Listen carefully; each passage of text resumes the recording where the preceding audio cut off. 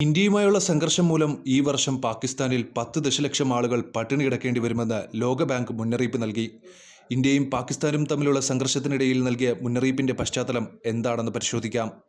സാമ്പത്തിക വർഷത്തിൽ 1 കോടി ആളുകൾക്ക് കടുത്ത ഭക്ഷ്യക്ഷാമം നേരിടേണ്ടി വന്നേക്കാമെന്ന് ലോകബാങ്ക് മുന്നറിയിപ്പ് നൽകുന്നു. പഹൽഗാം ആക്രമണത്തെ തുടർന്നുണ്ടായ സംഘർഷം ഇരു രാജ്യങ്ങളും തമ്മിലുള്ള സംഘർഷം വർദ്ധിപ്പിക്കുകയാണ്. പാകിസ്ഥാന് ഉചിതമായ മറുപടി നൽകാൻ ഇന്ത്യ ഒരുങ്ങുകയാണ്. അതേസമയം ഭീകരാക്രമണവുമായി തങ്ങൾക്ക് ബന്ധമില്ലെന്ന് പാകിസ്ഥാൻ സർക്കാർ വ്യക്തമാക്കി. പാകിസ്ഥാൻ ഭീകരാക്രമണങ്ങൾ നടത്തുകയും പിന്നീട് അതിൽ പങ്കില്ലെന്ന് നടിക്കുകയും ചെയ്യുന്നത് സാധാരണമാണ്. ഇത്തവണയും പാകിസ്ഥാൻ അതുതന്നെ ചെയ്തു. ഇന്ത്യ പാകിസ്ഥാന്റെ ആക്രമണത്തിന് മറുപടി നൽകുന്നുണ്ട്. ഇന്ത്യയിൽ നിന്ന് പാകിസ്ഥാനികളെ പുറത്താക്കുക എന്നതാണ് ആദ്യപടി. സിന്ധു നദീജല കരാർ താൽക്കാലികമായി നിർത്തിവെച്ചു. പാകിസ്ഥാനികൾക്കുള്ള സാർക്ക് വിസ പദ്ധതി റദ്ദാക്കി. പാകിസ്ഥാൻ എംബസിയിലെ ജീവനക്കാരുടെ എണ്ണം കുറച്ചു. ഇന്ത്യ ഇത്തരത്തിൽ പാകിസ്ഥാനെതിരെ തിരിച്ചടികൾ ആരംഭിച്ചിട്ടുണ്ട്. പാകിസ്ഥാനെ സംബന്ധിച്ചിടത്തോളം സിന്ധു നദിയാണ് അവരുടെ ജീവരക്തം.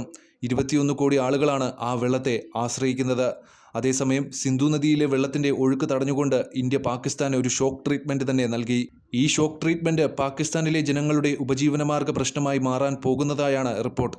എന്നിട്ടും പാകിസ്ഥാൻ മുഷ്ടി ചുരുട്ടി ഇന്ത്യയുമായി ഏറ്റുമുട്ടാൻ ഒരുങ്ങുകയാണ്. അതിർത്തിയിൽ സൈനികരെ കൂട്ടുകയും വെടിവെപ്പ് നടത്തുകയും ചെയ്യുകയാണ് പാകിസ്ഥാൻ. ഇന്ത്യയിലെ സൈനികർ ഇതിനെതിരെ പ്രതികരിക്കുകയാണ്. പാകിസ്ഥാൻ പട്ടാളക്കാരെ ഇന്ത്യൻ സൈന്യം ഉടൻ തന്നെ തുരത്തുമെന്ന കാര്യം ഉറപ്പാണ്. ഈ സാഹചര്യത്തിലാണ് ലോകബാങ്ക് പാകിസ്ഥാന് മുന്നറിയിപ്പ് നൽകിയിരിക്കുന്നത്. ഇതിനർത്ഥം ഈ സാമ്പത്തിക വർഷം തന്നെ പാകിസ്ഥാനിൽ 1 കോടി ആളുകൾക്ക് ഭക്ഷ്യക്ഷാമം ഉണ്ടാകുമെന്നാണ് റിപ്പോർട്ട്. പാകിസ്ഥാന്റെ സാമ്പത്തിക വളർച്ച 2.7% കുറയുമെന്നാണ് ഈ കാര്യത്തിൽ ലോകബാങ്ക് പറഞ്ഞത്.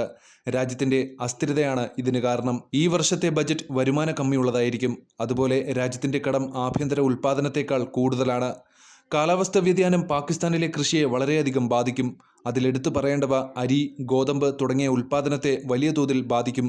ഈ സാമ്പത്തിക വർഷം പാകിസ്ഥാനിലെ 10 ദശലക്ഷം ആളുകൾക്ക് ഭക്ഷ്യക്ഷാമം നേരിടും. ഇത് രാജ്യത്തെ ദാരിദ്ര്യം കൂടുതൽ വർദ്ധിപ്പിക്കുകയും തൊഴിലില്ലായ്മ വരുത്തിവെക്കുകയും ചെയ്യും. തൊഴിലിടങ്ങളിൽ വേതനം കുറയും. എന്നാൽ ഇത്തരം കാര്യങ്ങളിലൊന്നും ആകുലപ്പെടാതെ പാകിസ്ഥാൻ തീവ്രവാദികളെ പിന്തുണയ്ക്കുന്നതിനും അതിർത്തി കടന്നുള്ള ഭീകരാക്രമണങ്ങൾ നടത്തുന്നതിനും ഫണ്ട് അനുവദിക്കുന്നത് തുടരുന്നു എന്നതാണ് ശ്രദ്ധേയം.